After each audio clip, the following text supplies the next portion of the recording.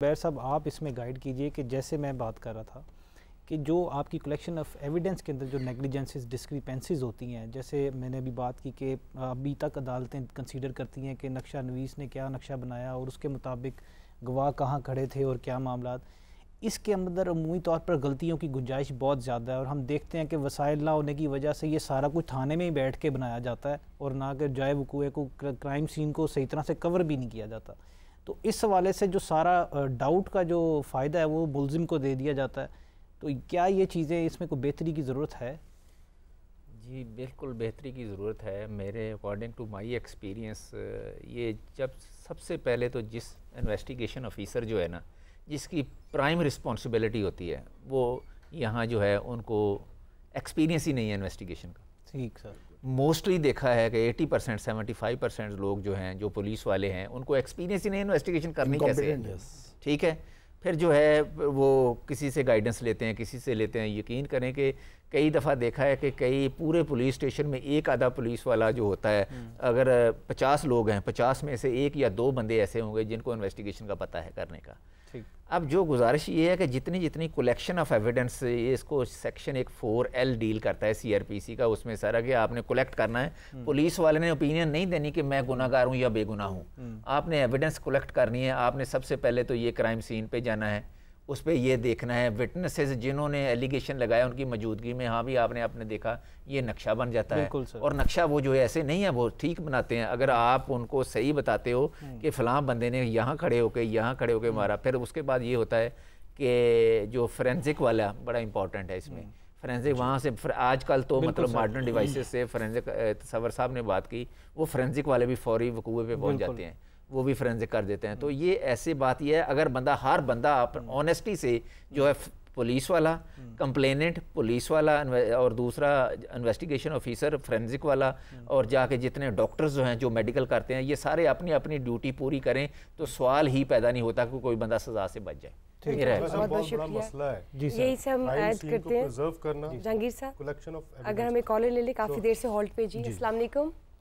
जी वालेकुम सलाम। जी फरमाइए, कहाँ से जी? कौन बात कर रहे हैं? मेरा एक छोटा सा सवाल था कि मैं एक दफा बाइक चला रहा था तो उन्होंने नेग्लिजेंस से मेरे पे FIR दे दी ना। तो अब जब मैं लेट नाइट में जॉब करता हूँ, मैं जब भी कभी लेट नाइट निकलता हूँ तो पुलिस वाले हर नाके पे रोक के मुझे कहते हैं कि आपका तो क्रिमिनल रिकॉर्ड मौजूद है, तो आप क्रिमिनल हैं। तो मुझे बड़ी परेशानी का सामना करना पड़ता है अक्सर। तो ये मेरा रिकॉर्ड किस तरह खत्म हो सकता है, या मैं ये अपना किस तरह FIR खत्म करवा सकता हूँ? इसकी वजह से मुझे बड़ी परेशानी होती है। ठीक, ये बात हम पहले कर चुके हैं कि एक पिटीशन पेंडिंग है, इसको कैसे आप कर सकते हैं? जी एक पिटीशन पेंडिंग है। दूसरा ये है कि वाकई वो सुकम है कानून में कि ये जो लेजिस्लेशन है, इन्होंने अभी तक, हालांकि ये IG लेवल तक काम है, वो लेजिस्लेटर का ये काम ही नहीं। जो ही उनके पास एक्विटल ऑर्डर जाता है, या जो इन्वेस्टिगेशन में इनोसेंट होता है, मैजिस्ट्रेट का ऑर्डर जाता है, सेशन जज का जाता है, हाई कोर्ट का, सुप्रीम कोर्ट का, सिंपली सी बात ये है उनको डिलीट कर देना चाहिए। थाने में तो रिकॉर्ड मौजूद होता है, ताकि ये लॉ एजेंसीज बनी है टू प्रोटेक्ट द पीपल, उनको फैसिलिटेट करने के लिए, ताकि प्रॉब्लम्स पैदा ना हो। तो आप जो हैं, ये हमारी भी सुजेशन है, आपके तो असर से ये हमारी सुजेशन ये है समा TV के हवाले से कि कम से कम ये तो IG का काम है। IG साहब जो हैं वो थोड़ा सा अपनी ड्यूटीज कम कर दें पॉलिटिकल मामलात में, तो ये सारे मामलात हल हो सकते हैं। अपनी प्रोफेशनली ड्यूटी करेंगे तो सारा ठीक हो जाएगा। बहुत बहुत शुक्रिया जहांगीर साहब। क्राइम सीन को प्रिजर्व करने की बात हम कर रहे थे। मैंने एक केस रिपोर्ट किया कुछ साल कबल, एक खातून ने सुसाइड कर ली, पेट्रोल उसने अपने ऊपर फेंका, खुद को आग लगा ली। CSP ऑफिसर थी वो खातून।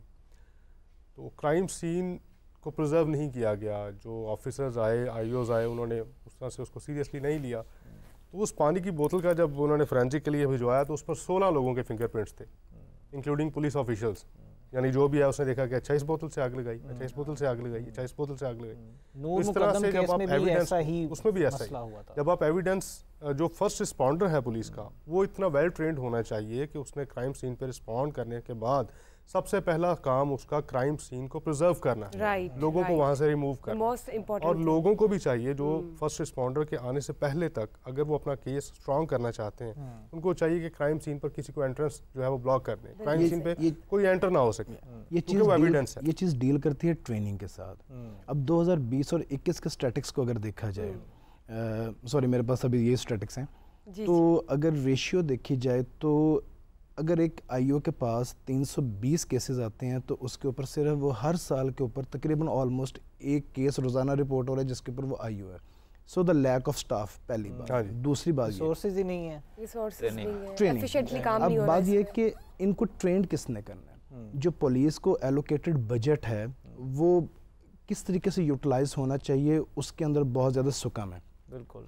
इन माई ओपिनियन पुलिस को सबसे ज़्यादा इस चीज़ के ऊपर काम करना चाहिए कि उन्हें अपने आईओस और जो मुतलका कंसर्न पर्सन जो कि इन्वेस्टिगेशन का पार्ट बनते हैं उनको ट्रेन करना चाहिए कि how to preserve the evidence और उसकी कलेक्शन कैसे करती है ना, और उस एरिया को जब तक प्रॉपर्ली इन्वेस्टिगेट ना कर लिया जाए पब्लिक की दस्तरस से दूर रखना चाहिए। ये ट्रेनिंग है प्रॉपर, और इसके ऊपर मेरा ख्याल है कि पंजाब गवर्नमेंट और फेडरल गवर्नमेंट को मिल के इसके ऊपर काम करना चाहिए।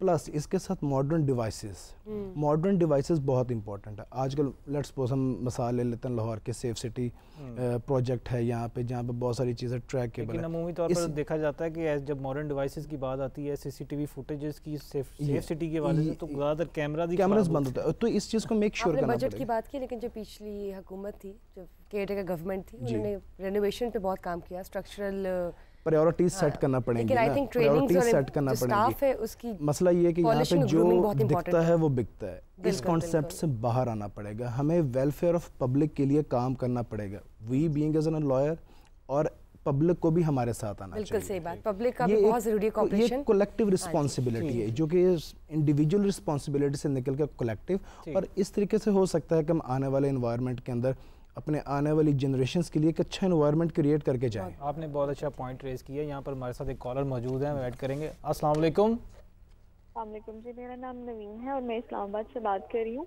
मेरा सवाल ये है कि हमारा जस्टिस सिस्टम इतना कमज़ोर है कि जुल्फ़िकार अली भुट्टो साहब की जो फांसी थी उस पर एक स्टेटमेंट आया कि वो उनकी फांसी नहीं होनी चाहिए थी। अब हमें जो हम जिंदा लोग हैं उनको इंसाफ हासिल करने के लिए क्या मरना पड़ेगा, क्या 70 साल इंतज़ार करना पड़ेगा? तो फिर ऐसे इंसाफ का क्या फ़ायदा जो 70 साल के बाद, ये शायद हमारी मौत के बाद या हमारी कब्र में जाने के बाद हमें मिले।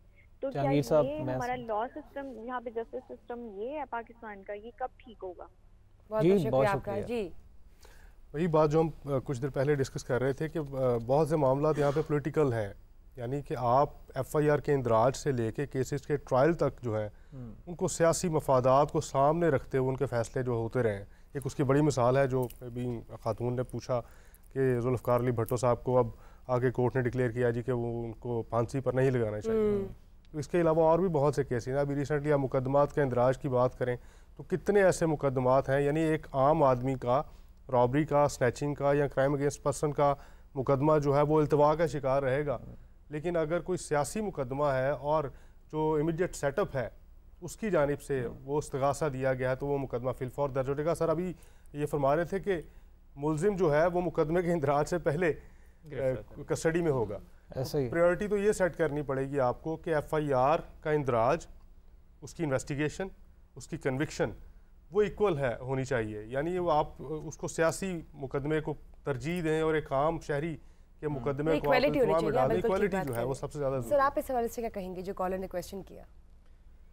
मेरी गुजारिश ये है कि कॉलर का क्वेश्चन बड़ा वैलिड है कि ज़िंदा लोगों के लिए तो जो है सारे वो बेचारे पिस रहे हैं। हाँ जी। लेकिन अल्टीमेटली मेरा वही आंसर भी वही है, क्वेश्चन भी, और दूसरा ये है कि अपनी अपनी ड्यूटी, आप अपनी ड्यूटी पूरी करें, पुलिस अपनी ड्यूटी पूरी करे, तो जो विक्टिमाइजेशन का कॉन्सेप्ट है ये ख़त्म कर दिया जाए। और इसके अलावा बंदे हर एक ने, आप देखें ना, थोड़ा इखलाकी पहलू भी लाते हैं, बंदे हर एक ने मरना, किसी को मौत याद नहीं है। ठीक है, आज 2-4 दिन तो आप गुजार लोगे अच्छे तरीके से, लेकिन यार जब आप अपनी ड्यूटी पूरी करते हो ना, आप सेटिस्फाइड हो। जो अब दूसरा पॉलिटिकल इन्फ्लुएंस की बात कर रहा हूँ, आईजी साहब हैं, आईजी को कोई गवर्नमेंट इंस्ट्रक्शंस गलत देती है, वो ना माने, वो कानून में लिखा हुआ कि ना माने, वो ठीक है। जो आईजी शिप नहीं रहेगी तो उस लेवल का तो रहेगा ना वो।